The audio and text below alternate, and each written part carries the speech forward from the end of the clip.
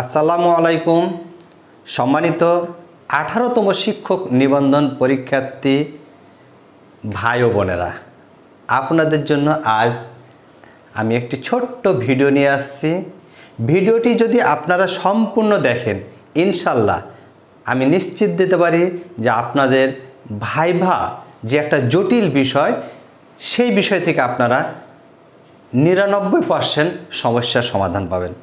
তো কথা না বাড়িয়ে চলেন আমরা মূল ভিডিওতে চলে যাই।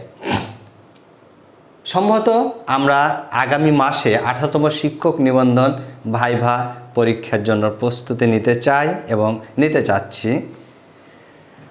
আমরা জানি ভাইভার মোট নম্বর 20। এই 20 নম্বর আমরা কিভাবে অর্জন করব, বা এই ভাইভা নামক একটি জটিল ধাপ আমরা কিভাবে পার করব। এই 20 মার্কসের মধ্যে আমাদের 3টি সার্টিফিকেট আছে, এসএসসি, এইচএসসি এবং অনার্স সমমান। স্বাভাবিকভাবে আমরা অর্জিত সার্টিফিকেট মার্কস বা শিক্ষাগত যোগ্যতার মার্কস 12। এই 12-র মধ্যে কেউ 11, কেউ বা 12, কেউ সর্বনিম্ন হলো 10। তাহলে আমাদের 12-র মধ্যে আমরা 11, 12 বা 10 মার্কস পেয়ে গেছি। আমাদের 2টি ক্যাটাগরিতে ভাইভা হয়, একটি হচ্ছে অর্জিত সার্টিফিকেট মার্কস, আরেকটি হচ্ছে জ্ঞান সক্ষমতা প্রকাশের জন্য। এই 12-র মধ্যে আমাদের 40% মার্কস, এই 12টাকে আমরা নেবই না। ইনশাল্লাহ আমরা যারা উপস্থিত হব তারা এই 12-র এটি সর্বোচ্চ মার্কস পেয়ে যাব। এটা নিয়ে আমাদের কোনো দ্বিধাদ্বন্দ্ব থাকার কথা নয়।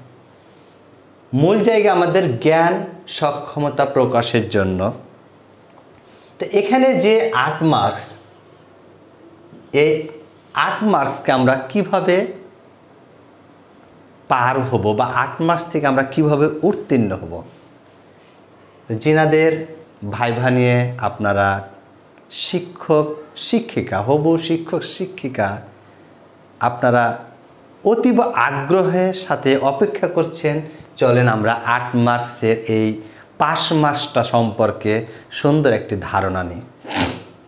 এই 8 মার্কসের মধ্যে আপনার ভাইভা উপস্থিত, আপনার ভাইভা উপস্থিতির পরে আপনার সালাম কালাম, আপনার ড্রেস আপ, আপনি যদি ছেলে মানুষ হন তবে আপনারা পরিপাটিভাবে প্যান্ট শার্ট, মেয়ে মানুষ হলে 3 পিস শাড়ি, বা আপনারা যারা বোরখা পরেন, আপনাদের নিশ্চয় সেই পরনের কাপড়টুকু হবে পরিপাটি, স্মার্ট, সাধারণের মধ্যে অসাধারণ। নিশ্চয় একটি ধাপ আপনারা অতিক্রম করলেন। মনে রাখবেন, মাত্র 4 মার্কস পেলে আপনাদের জীবনের একটা সুন্দর চাকরির দ্বার প্রান্তে পৌঁছে গেছেন এবং আপনার চাকরিটা পেয়ে যাবেন। আমরা প্রথম ধাপটা ইনশাল্লাহ পার হব। আমরা যারা উপস্থিত হব নিশ্চয় ভালো পোশাকে আমরা যাব। আমরা আমাদের আদব কায়দায়, যারা আপনারা ভাইভা দিতে যাবেন, যাদের আদব সুন্দর হবে, নিশ্চয় আপনারা আরও 1 মার্কসের জন্য এগিয়ে গেলেন। আদবটা কি? আপনি সালাম দিবেন,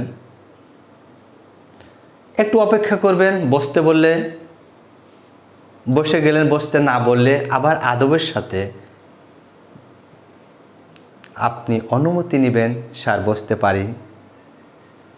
আপনার আদব সুন্দর হবে, তাহলে আপনার পোশাক এবং আদবের জন্য আপনার মোটামুটি একটা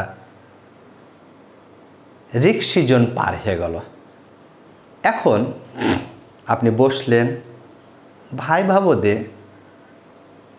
যিনারা থাকেন ওনারা অত্যন্ত দক্ষ এবং বড় মন মানসিকতা সম্পন্ন মানুষ। তাদের মধ্যে একজন সচিব বা যুগ্ম সচিব পদমর্যাদার একজন কর্মকর্তা থাকবেন, একজন প্রফেসর বা অ্যাসোসিয়েট প্রফেসর পদমর্যাদার একজন ব্যক্তি থাকবেন, একজন এক্সপার্ট থাকবেন, তিনিও প্রফেসর। তাহলে আপনি বুঝতে পারছেন যে তারা কত বড় মানের এবং তাদের মন মাইন্ড কত বড় হতে পারে। বসার পরে স্বাভাবিকভাবে আপনাকে প্রশ্ন করবে। যে প্রশ্নটা করবে সেটি হচ্ছে, প্রথমে আপনার নাম জিজ্ঞাসা করতে পারে, আপনার পরিচয় জানতে পারে, আপনি কোন জেলা থেকে এসেছেন। আপনি সুন্দরভাবে এগুলো উত্তর দেবেন। আপনার নাম, আপনার নামের কিছু গুরুত্বপূর্ণ বিষয়গুলো থাকতে পারে। আপনার নাম মেবি সুমন, তাহলে সুমন কি, যার একটি সুন্দর মন আছে, এরকমভাবে বিভিন্ন নাম আপনার থাকতে পারে। হ্যাঁ, আপনার নামে মেয়ে মানুষ রাফিয়া, রাফিয়াটা কি, রাফিয়াটা মানে কোরআনী ভাষায় কি, বা আপনার বিভিন্নভাবে আপনাকে মানে ইজি করার জন্য, আপনার ভাইভাটা ভালো করার জন্য ওনারা কিন্তু আপনাকে প্রথম 2-1 মিনিট আপনাকে ইজি করাবে। মনে রাখবেন, ভাইভাতে আপনাকে 4 থেকে 5 মিনিট অথবা 8 থেকে 10 মিনিট রাখবে। 4 থেকে 5 মিনিটের মধ্যে আপনাকে প্রশ্ন রাখতে পারে 5 থেকে 7টি, আর 8-10 মিনিট যদি হয়ে যায় তাহলে আপনাকে প্রশ্ন রাখবে 12-14টি। এখন আপনি হিসাব করেন, আপনার বেসিক প্রশ্ন প্রথমে আপনি কোন সাবজেক্টে পড়ালেখা করেছেন, বাংলা, ইংরেজি, আরবি সাহিত্য, দর্শন, সমাজবিজ্ঞান, ভূগোল, ইতিহাস, বিভিন্ন রকম আইসিটি, বিভিন্ন রকম আপনি সাবজেক্ট থেকে আসতে, যে সাবজেক্ট থেকে আসবেন সেই সাবজেক্টে আপনার বেসিক প্রশ্ন ধরবে। আপনি সমাজবিজ্ঞান থেকে এসেছেন, একজন সমাজবিজ্ঞানের জনককে। আপনি রাষ্ট্রবিজ্ঞান পড়ে এসেছেন, রাষ্ট্রবিজ্ঞানের ইংরেজি কি। আপনি বাংলা সাহিত্য থেকে এসেছেন, বাংলা সাহিত্যর একজন বিখ্যাত নোবেল বিজয়ী কবি আপনার জানা থাকবে এবং থাকারই কথা। আপনি ইংরেজি সাহিত্য এসেছেন, ইংরেজি সাহিত্য থেকে আপনার এরা ভালো কবি, পরিচিতি কবি শেক্সপিয়ার বা এরকম অনেক আপনার সহজ, অনেক ডিপ এবং সহজ জায়গা থেকে আপনাকে প্রথমে 2-3টি প্রশ্ন করবে। তারপরে প্রশ্নগুলো থেকে আস্তে আস্তে ডিপে যেতে পারে, আবার প্রশ্নগুলো আরেকটু লাইনচ্যুত হতে পারে। আপনি কোন ডিস্ট্রিক্ট থেকে এসেছেন, ধরেন আপনি চাঁপাইনবাবগঞ্জ জেলা থেকে গেছেন, তাহলে আপনি চাঁপাইনবাবগঞ্জ জেলা কিসের জন্য বিখ্যাত? চাঁপাইনবাবগঞ্জ জেলায় বিখ্যাত কোনো ব্যক্তির নাম, এরকমভাবে আপনার জেলার উপরে 2-1টি প্রশ্ন পড়তে পারে। আবার প্রশ্ন পড়তে পারে, প্রশ্নকর্তারা আপনাকে লিমিটেশন কোনো প্রশ্ন করবে না। তবে নিশ্চয় আপনি জেনে রাখবেন, এই 8 যে নাম্বার দেখছেন, এই 8-এর মধ্যে 4 হচ্ছে পাস মার্কস। তাহলে আপনি সুন্দরভাবে এসেছেন, সালাম দিয়েছেন, আপনার পোশাক সুন্দরভাবে পরিপাটি পোশাকে আপনি এসেছেন, আপনি ধরে নেবেন যে আমি এখানে 2 পেয়ে গেছি। বাকি আপনাকে 6-এর মধ্যে 2-এর জন্য আপনাকে যুদ্ধ করতে হবে। তাহলে এই 2-এর জন্য তো আপনাকে বিভিন্নভাবে তারা স্পেস দিবে। আপনি যদি কোনো প্রশ্ন না পারেন, প্রথম দিকের প্রশ্ন, তবে বোর্ড কর্তারা, বিশেষ করে যিনি এক্সপার্ট থাকবেন, উনি আপনাকে ক্লু দিবেন। নার্ভাস হওয়ার কিছু নাই, আপনি ক্লু দেবেন, নিশ্চয় আপনি পারবেন। যদি না পারেন তাহলে সরি স্যার বা দুঃখিত স্যার, এই যে আপনার বলার, আপনার ভঙ্গি, আপনি তো শিক্ষক হতে এসছেন, আপনি তো প্রভাষক হতে এসছেন, আপনার কোনো ভয় নাই। আপনি না পারলেও আপনি যেন পড়ে যেয়ে, বুঝে যেয়ে সুন্দরভাবে ওই পড়াটা পরের দিন আপনি প্রেজেন্টেশন দিতে পারেন। ঠিক এরকম আপনার চিন্তা চেতনা যদি ওরা পেয়ে যায় ভাইবা বোর্ডে, তাহলে আপনি পাস। তাহলে আপনি 7টা-8টা প্রশ্নের মধ্যে আপনি কি 2টা প্রশ্ন পারবেন না? আমার বিশ্বাস আপনারা নিশ্চয়ই পারবেন, না পারার কোনো কারণ নাই।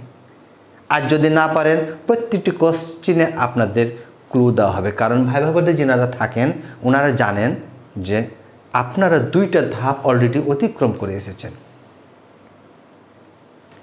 2টি ধাপ যেহেতু আপনারা অতিক্রম করে এসেছেন, অতএব আপনাদের নার্ভাস হওয়ার কিছু না। আমি নিশ্চিত দিচ্ছি, আপনারা যদি নার্ভাস না হন, আপনাদের ভাইভা অবশ্যই আপনারা কৃতিত্বর সাথে আপনারা ভাইভা উত্তীর্ণ হবেন এবং আপনারা প্রভাষক বা শিক্ষক অবশ্যই আপনারা হবেন। আমার মধ্যে কোনো সন্দেহ নাই। তা আজ এ পর্যন্তই, দেখা হবে পরবর্তী কোনো ভিডিওতে। আল্লাহ হাফেজ।